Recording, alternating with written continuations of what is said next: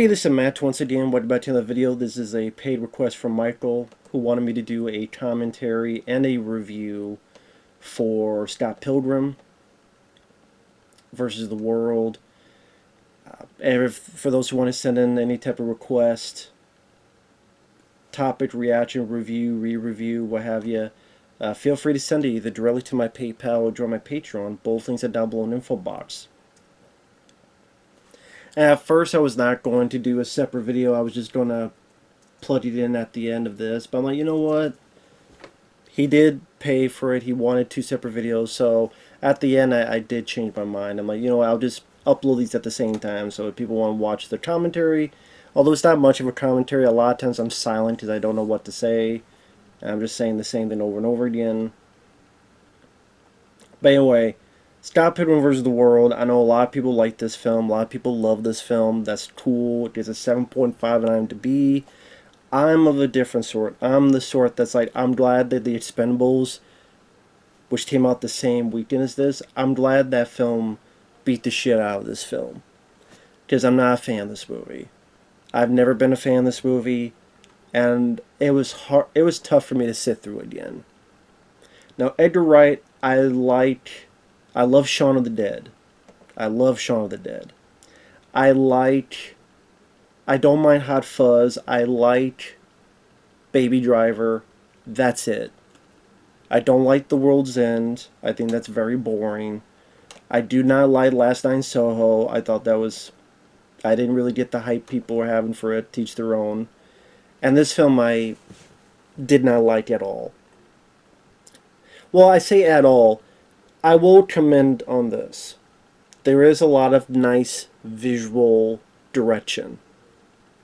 Now, granted, Edgar Wright throws as many as it can to attach to the ceiling, the floor, and see what sticks. So it almost feels like more gimmicky than anything. It feels more like a big gimmick than a movie, in my opinion. Especially if you're into video games. Scott Pilgrim, though, I know it's based on source material. I know that in the source material, he is unlikable. And if I say he's unlikable, people go, well, that's the point. You're missing the point. You're missing the point, Matt. He is supposed to be unlikable. He is supposed to be this. He is supposed to be that. I don't care. Reservoir Dogs, those characters are unlikable, but at the same time, they're killers, and you get the point. And I find them interesting, whether because of the actors or the dialogue here. It's like if TikTok and Twitter had a baby, and with a bit of the goth kids from South Park, and then a few G4 infused TV show gimmick Easter eggs infused into it. That's what you did. It's a bunch of characters that I was annoyed with, irritated, and maybe I'm just getting too old for this shit. I don't know. I hated these characters. I did not care about their love story. As a comedy, I chuckled once, maybe twice. Visuals, yeah. Scott Pilgrim, he's going out with a 17-year-old high schooler, but it's more like a trophy than anything. He was dumped by this lady, Brie Larson plays her. And he lives with his roommate, Kieran Culkin, that every 2 minutes we have to be reminded that he happens to be a gay character. Again, every 2 minutes you're reminded of it, and it's like that joke got old fast. We did it. We did it. We know you are gay. What else do you have for this character? And then he meets this girl, Ramona, played by Mary Elizabeth Winstead, who is a boring, shallow, emotionless, terrible person. And for some reason, he likes her. Well, she's a beautiful lady, but for some reason, she likes him. I have no idea what she sees in Scott Pilgrim. I don't think, other than she wants something simple and different. That's as vague as it gets. And the problem is, he's got to fight her 7 evil exes. Now, are there interesting visual gags and musical motifs? Sure. Throughout the beginning of the film, you hear a lot of the Legend of Zelda pieces of music. Like when you find a chest or an item, and you get that da-da-da-da, that's incorporated in it. And the fight when Scott Pilgrim and Ramona have with the lesbian ninja, there are little sound effects of Sonic the Hedgehog for some reason.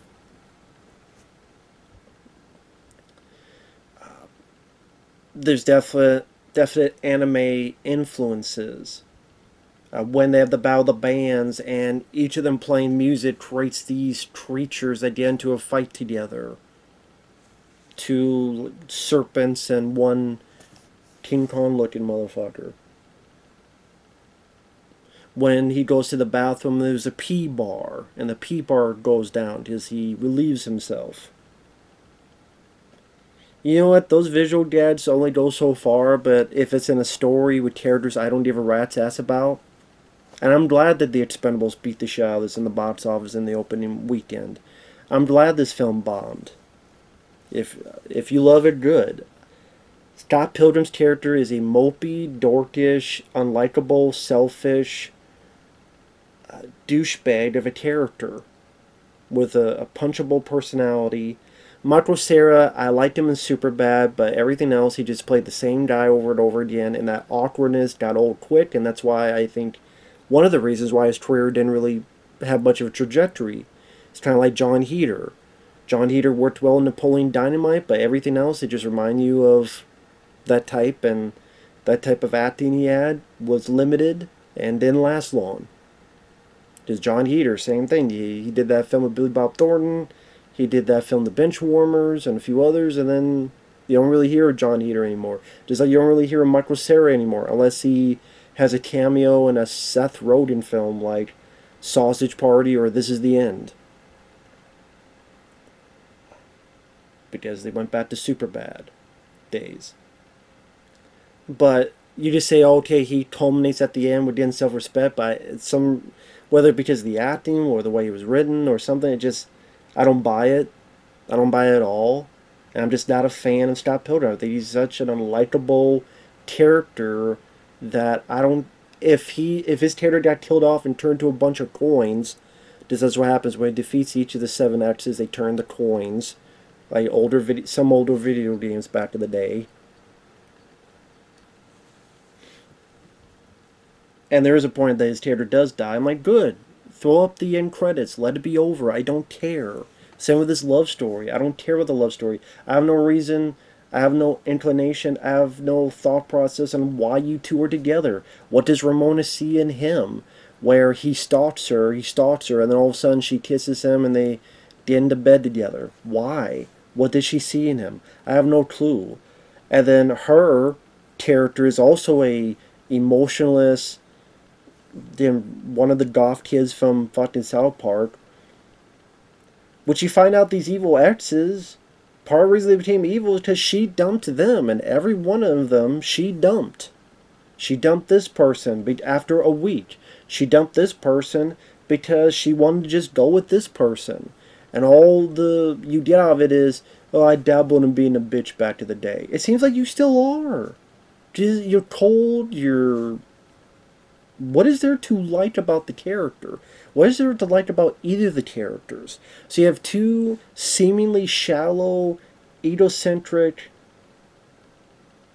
unlikable douches that I would not want to be around for 5 seconds, let alone for 2 hours.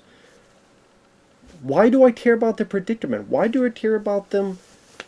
You almost may want to cheer on the evil exes, if that's the case. The evil exes, you got this guy that gets into a Bollywood dance with vampire women with fairy wings or something.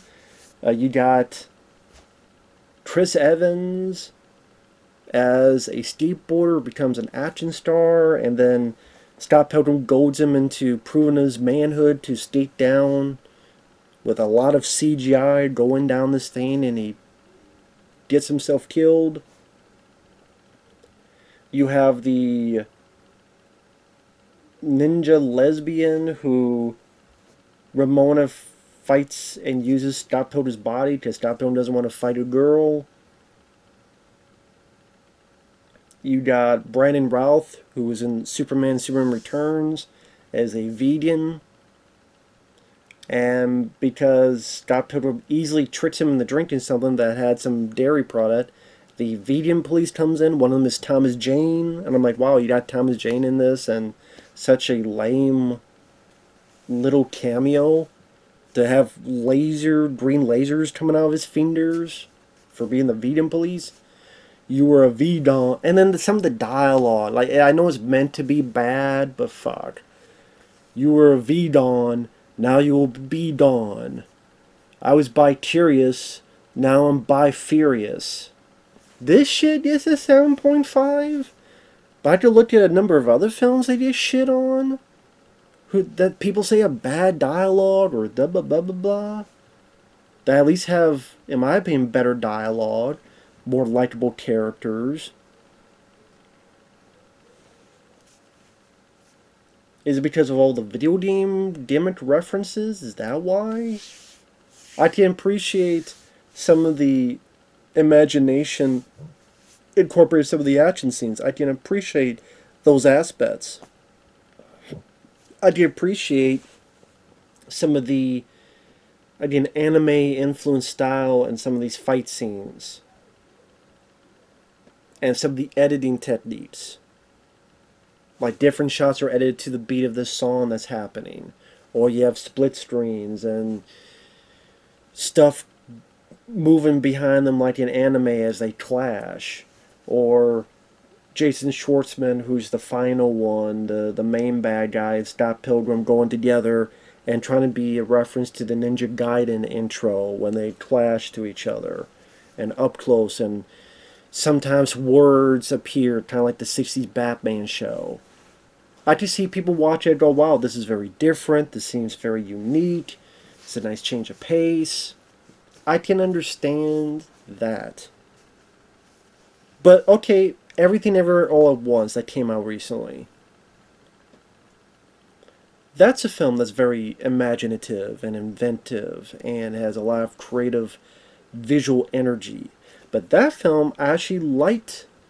I was interested in Michelle Yeoh's character. I liked Ke Kwan's character. I was curious to see where the story would entail. And kind of Michelle Yeoh, come to a culmination realizing of how special her husband really is. And the way he is. And I have issues with the ending, which bothers me a bit, but that one I was more into compared to this. Even some of the faults Michelle Yeoh, that was a character that had faults to her. But I still didn't find her nearly as unlikable as these characters.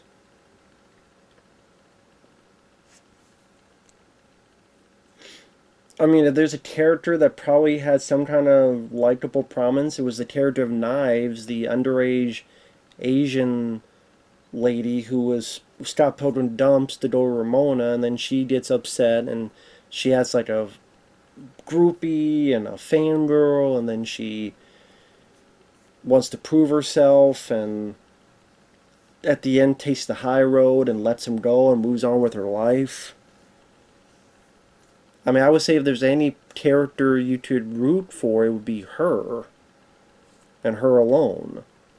Everybody else, it's like, oh, there's Aubrey Plaza playing this unlikable person that when she curses, her mouth is blocked off.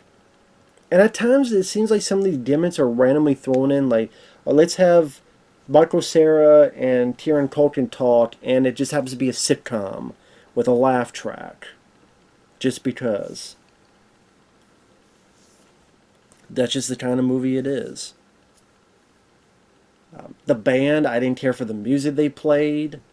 I mean, give me AC/DC Metallica any day and twice on Tuesday.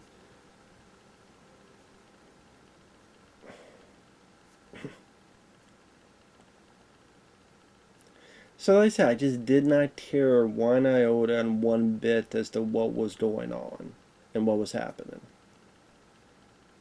Just not one bit. So, because of these absolutely abhorrent, toxic, shit-filled characters that don't deserve, and then they get a happy ending at the end. Because he does all this fighting, he dies, but he got a one-up, and then it wasn't the power of love sword that works, it was the power of self-respect. And he owns up to it, but he pretty much just says like 5 words. Hey, I'm sorry. Yeah, I did that, I'm sorry. Just like hipster douchebaggery. This whole movie just seems like a hipster fucking shit that just it ain't for me. Ain't for me. Wasn't for me. If you liked it, teach their own. More power to you. Edgar Wright, I'll go watch Shaun of the Dead or Hot Fuzz or Baby Driver. Michael Cera, I'll go watch Superbad.